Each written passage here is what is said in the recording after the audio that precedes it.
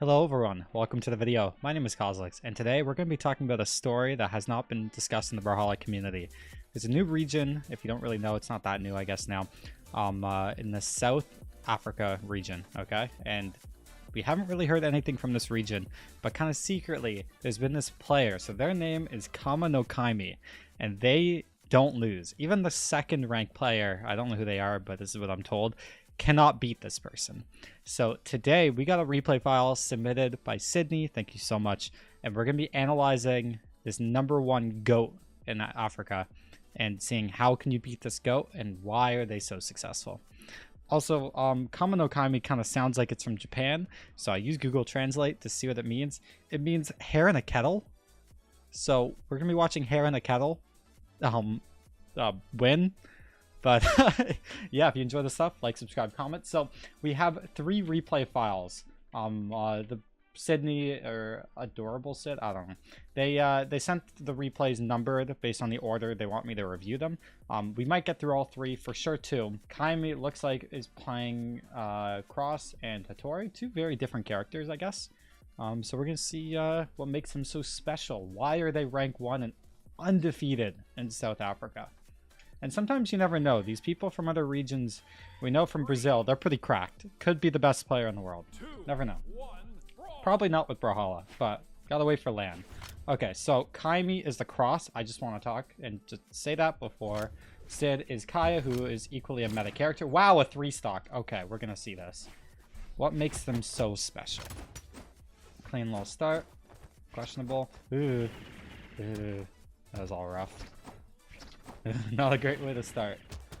Good end light. Dash D light wasn't really true. Nice nair. Nice. Clean. Gauntlet's now looks so weird with the stair change. A lot of whiffs. It kind of just looks like if I'm the Kaya here, you got to be a bit more careful with your punishes. Like trying to instant ground pound this is kind of like, it's not a bad idea, I guess. This end light as well. Like when you're stacked on Kaya, like this is easily, it's just a down sig, and knowing they are facing to the right, so hold to the right, I guess. Definitely end light, you're putting yourself in a punishable position. Same thing here, like dodging up and staying vertical against gauntlets when you want to be horizontal, because the only threat is recovery, is something else to think about. And here as well, if you want to play smart and safe like Impala, take stage here. Getting this recovery on the Cross this far away is like nothing confirmed. Take the stage, you have all this stage control. You can catch the Cross's landing, they have no options, they're sweating. If you just waited on the stage, look, Cross has no options of landing. You could have gone a clean punish if you played a bit more patient. Interesting wake up down sig. Again, I don't know if Kaimi's actually trying here. This is a 3-stock, and Sid is, I believe, low diamond, really high plat. So it makes sense. There's a big discrepancy, but yeah. And this all happened from just missed punishes, like going for this nair and whatnot, especially when you're in the middle of a down sig. Like here, a pro would just kind of nair right away instead of jumping that one more time. Just a little too slow. Same with those wake ups. Just gotta stop with these wake up nairs. It's just not confirmed. Play a bit more safe, a bit smarter, a bit more calculated if I'm Sid. It's just try not to whiff so much. Like, think about like attack accuracy over anything. So like here, you get stage control. That down sig is really forced, especially here, if you can tell. Sid's hurt box is right next to the ledge, so Cross could actually just recovery here very easily, but kind of doesn't. Interesting, no punish. That's fine, I guess. Giving up a lot of space. The nair is a little bit forced. I went force nairs.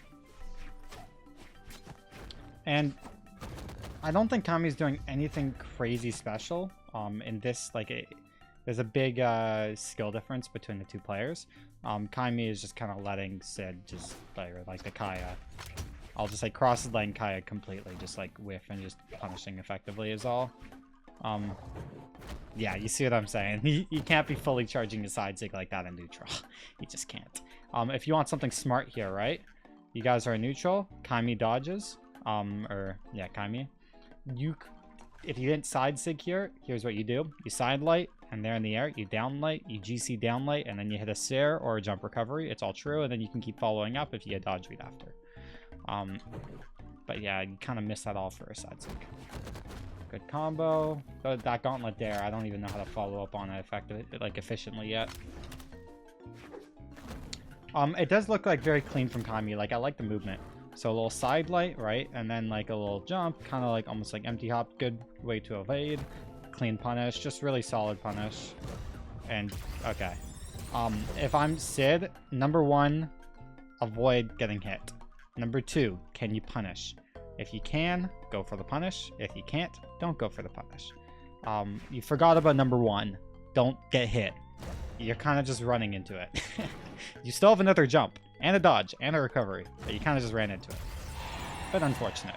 Yeah, if I'm Sid, it's just playing a bit smarter. A lot of decision making. All right. That was a good little cover read. And also these wake ups, this is just too many missing. Look at this. Trying to punish the side light. Can you punish? No, you can't, because you're not even in startup by the time the side light is done. Right? Look, they're not side lighted anymore. This is even, right? You can't be going for Nair that late.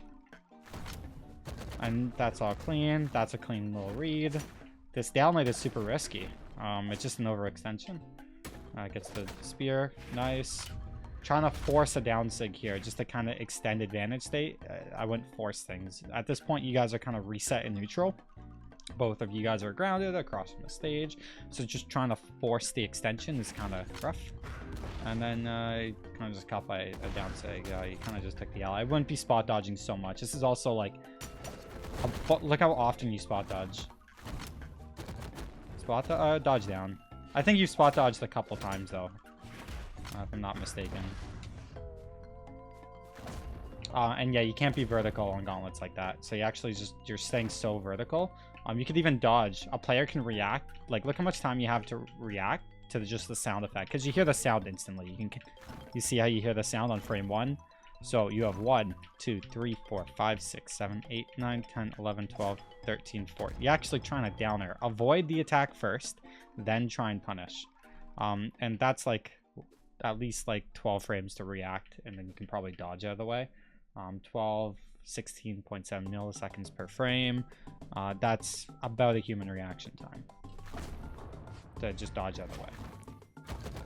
And yeah, definitely landing here. I don't know why you're landing stacked on gauntlets when you have spear, and spear doesn't have stacked options. So we definitely need to see Kaimi like actually play against someone that like is really solid. That would be a lot cooler, but just very dominant. It looks like just a solid semi-pro, like 2400-2500 at least NA. Maybe like 2300 lowest. Kaimi is like really solid. A bit hard to tell like how far they keep going. It's also hard to tell how good they really are when not put up to a challenge. This is like what I mean, where it's like don't force out attacks. Like take a look at this. So you nair, Kaimi D-light. Okay, can you punish that? Probably not. You take too long. Okay, and this nair, there's no reason to nair. You're just kind of expecting him to fall into your nair. Where a pro easily evades, gets a clean punish. That's good. That's a good wake up. Worked. Good end light. I like it. Good end light. Playing smart and safe. I like this. That's not smart and safe. This is greedy. You have stage control here. Don't chase dodge. If you want to get that jump read after, you can. But this is just greed.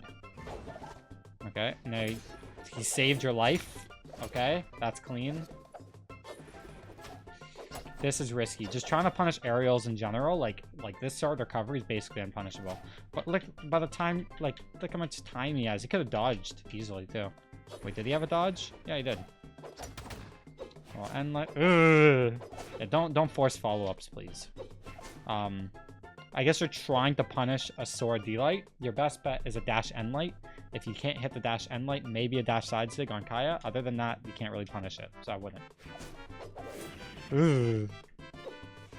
It's like, can you punish? Like, they're D-lighting. Here, wait. Their D-light ended, like, while you're jumping. Look, they're not in recovery frames, so you can't dare here. Too many frames to react. Way too many. It's just bad. So it's like, can you punish? No, you couldn't punish there. Also, it's interesting. Going for D-light side air. I don't like this option. D-Light Cider is never really efficient at a low health like this. D-Light Dare you can kind of get a bit more follow-ups out of. And D-Light Recovery especially, you get much better stage control. You're in a position below your opponent where you can land an air or another recovery. And your opponent has to waste options to land. It's much better than this option because now Sid actually has stage control. The Kaya has stage control. Where if the Kaya didn't sidelight here, you wait for that downer and then you get a clean punish. Because Kaimi, the Hattori, would have downered either way. Look at this. The downer was just from a dash. That's the downer input right there. You can kind of see the frame of startup. So the point I'm trying to make here is don't D-Light Sarah. I don't agree with what Kaimi did here. And at the same time, don't go for attacks randomly. This is a random sidelight. You weren't trying to punish a dare. You didn't see the dare was coming because you didn't. You had 1, 2, 3, 4, 5. There's no way you actually saw the down air in under 100 milliseconds. So yeah. Still, you hit it, but I would have been like a little bit slower on that side light. Hate your true combos. Maybe that was a misinput, but it's whatever. Good down sig. Okay, solid stock. So, let's see this. This is a much closer game. Is Kaimi some GOAT? No. Is Kaimi pretty solid, especially for the region where there's not that much competition? Yes. It would be very interesting seeing long-term how these players in Kaimi develop. Interesting. I would have went for a jump recovery because you want to play for a reaction here. They hit a side light, you kind of wait a second, see they dodge up. You also like to stay directly vertical. Just a jump recovery here, you have no dodge, is a good option. But Kaimi is just playing a little slower, which is fine. Take the L, bozo. That should not have hit. Thanks, Brawlhalla. Hattori's broken! Okay. Nice down there. Ooh. I don't like this down there. This down there is random. That down is bad. Yeah, if you want to beat Kaimi, it's literally just like playing smarter. Like, what's the logic behind downlighting here? Okay, Kaimi's like right next to you. Why do you feel the need to downlight here? Maybe it's tempo, but look at the positioning you're in. It's kind of too easy to punish. So it's not really tempo when you're right next to the person like this. So yeah, it's just like try not to feel forced to attack. It's more about getting Kaimi to make a mistake. So now Kaimi wastes a dodge. So maybe here you could like maybe ground pound because they have no dodge and they'd have to move to the left or right. Or you can like maybe play a bit more grounded next time instead. If you go on the ground here, then Kaimi's going to fall without a dodge most likely, which they do. So you could have side lighted and then D-lighted Sarah with no dodge. You get what I'm saying. Good end light. That's a read. They've been going in a lot. This is a free punish here if you don't miss input. That would have been a jump recovery, but you nared. Okay, that's fine, I guess. You're stuck ahead. I also would not recommend trying to get back to stage by using a move that they can punish from on stage without touching the wall. If you're trying to get back here, you just have a jump. Now you have a dodge, and you dodge here. You have so much space. Dude, just dodge to the wall. Like, you're at the very bottom there. By the time, like, here. Sorry, I was looking at YouTube stats. Just dodge here, because by the time Kaimi goes for this ground pound, you have tons of room and tons of time to just hop off the wall. And then you can, like, down air them. Hop off, go above, down air, or just take stage if they edge guard. And reset your options. This is really dumb, because now you have 0 options. Look, oh, okay, you died either way, but still, like, it's just dumb. Yeah, we're not going to watch the third replay. I think the second one's enough. This is more seeing faults in Kaimi's game. Pretty clean. That's an overextension, but that's a bad punish. It's kind of hard to punish those overextensions in this position. If I was you, look at that weapon on the stage that you kind of need because you're unarmed. Just go straight to that weapon and take stage control. You completely got red because there's a weapon, and that's a crazy punish, I'm not going to lie. Ground pound into dare. I guess it's more of a read. You could ground pound GCN light, basically true in certain situations. Like, I don't know if you could hit it here. Let me see. Not really. I would have, like, nared instead of dared, especially you have no options. This is also, like, very... Like, these landing aerials, a pro here snaps to the ground. Look at your positioning. You can actually sidelight here. It's just being more confident in spacing. Even if you're not comfortable because you're landing to punish that, let's see what happens now. Good try. I like the idea here. you just kind of like couldn't punish this because of how slow you, like Nair is too fast to be able to punish. If you waited an extra second, then punish the sider, you probably, oh, ooh, that was crazy. Ooh, nice snap and dash. You like snapped to the ground here, kinda, did you? Or did you just land normally? I think you just landed and dashed, okay. But yeah. Point is, just take that extra second to wait and let them miss. Nice edge guard. Okay, how did you lose this? That's the real question. Again, just trying to force something to happen. Especially when you have a stock lead like this, Kaimi is looking for kill options. So if you have a stock lead in a match like this, just wait your opponent out, basically. Your opponent is going to be fishing for kills. And those kill options are often more punishable than any other option. So we'll kind of see. Again, like same thing here. What's the point in end lighting here? It's just like not smart when you have a lead. You don't need to end light here. You can kind of wait a second, maybe put some pressure with movement. Maybe you could like, instead of end lighting, like here, I'll even go back a couple frames. I'll show you what you could have done. Okay. Okay, here's what you could do. Sword's range is like this, maybe like this, but then you can kind of react if it's a side light. Then you have Nair. And then you have kind of a recovery zone. So here's what you can do. You could probably react. I would take a little bit of space. So go here with like a dash cancel and then empty hop, right? If you really want to, you can also do like a dash jump, maybe dodge back to try and bait some movements. If you want to try and contest from an aggress in the air, you can jump again, then do like a dodge and then try and like punish if they attack you. But just going for a raw end light or down sig when you have a lead, it just doesn't make sense. They can just react. The spacing's too far off. There's a lot more movement that you can do that's just smarter. What you could even do is like even more here. Where's the sniffing tool? On spear, you could use like tempos. So like Sandstorm here would probably like jump down air and then hold backwards, right, to bait. A lot of options. You just don't want to commit so much. Bad option to try and punish with the Sarah here. Like, just look how slow it is. I would have instant jump recovered, because at the very least they had to jump there, and that's even more startup frames. And then here as well, right? Let's see the options to get back to stage. Okay, so that's your last jump. You have a recovery and a dodge. So one thing you can do is instead of jumping straight up, hold towards the wall because you want to close that space, right? Your goal is to reset options. You have no dodge because the dodge is red, so you have no dodge. Or sorry, not dodge, it's red. You have no jumps. The jump is red. My bad. I talk a lot, and sometimes my mouth does not communicate with my brain. So jump towards the wall. Then you have a recovery and a dodge. So then you could probably either recovery, or if he's all the way up here, which he is, you can just dodge the wall. All you have to do is jump and then just dodge slightly. And if he, let's say, moves downwards to contest you touching here, then you dodge upwards, right? Kind of see if he baits. If he still doesn't bait, then you can recovery and then touch. There's a lot more options you can do. You jumping up here completely limited your options. And now you had to dodge the wall. Actually, you probably could have dodged up. You still had tons of space. Like, even in this situation right here, all you do is you dodge up, and then you just hold towards the wall whenever you want to touch, and you can choose to touch here. While you're falling, you can choose to touch here, or you can get a bit risky, choose to touch here and mix it up. Goal is for your opponent not to know what you're doing. That's the most obvious option, so we covered it. But if you dodged up, you could have ground pounded, then you touch the wall and you get back for free.